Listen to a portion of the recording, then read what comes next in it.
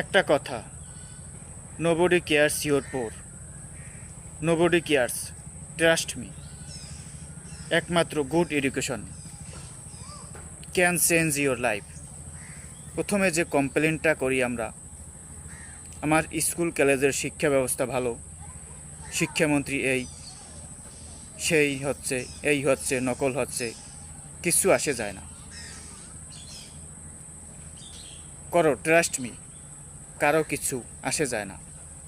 এর ফাঁক দিয়েও অনেকে কিন্তু কয়েকজন পড়াশোনা করে বেরিয়ে আসতেছে। পরীক্ষার খাতা ফাঁস হয়ে গেছে, প্রশ্ন ফাঁস হয়ে গেছে, শিক্ষামন্ত্রী খারাপ, নৈর্ব্যক্তিক এরকম ওরকম, রচনামূলক বেশি, এসব কথা বলে কিচ্ছু হবে না। যদি নিজের এডুকেশন ঠিক না থাকে, স্কুল কলেজ ইউনিভার্সিটি যদি পড়াতে না পারে, হচ্ছে না, আমার সিস্টেম খারাপ, কিছু দেখে নিজে নিজে পড়তে হবে, কিছু না দেখে নিজে নিজে পড়তে হবে, নিজে নিজে বসে পড়তে হবে। স্যার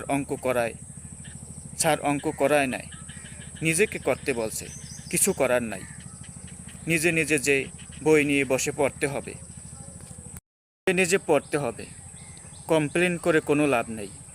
রাষ্ট্র সমাজ কখনো কিছু তুলে দেবে না।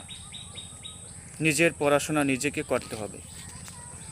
আবারও বলছি, যারা এখনও ইয়াং, কলেজে আছো, একটা বড় অংশ, আমি ইউটিউবার হব, আমি প্র্যাঙ্ক ভিডিও বানাবো, আমি অমুকের মাথা কেটে অমুকের নোট বানাবো, সুখন ভাইয়ের এইটা আছে, সালমানের ওইটা আছে, এই ধরনের কথা বাদ দিয়ে স্টার্ট রিডিং নাও।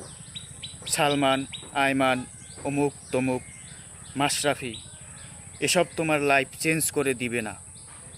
দিন শেষে যখন তোমার মায়ের ওষুধ কিনতে হবে, মায়ের শাড়ি কিনতে হবে, বাবার ওষুধ কিনতে হবে, বাবার হজের টাকা কালেক্ট করতে হবে, কেউ আসবে না।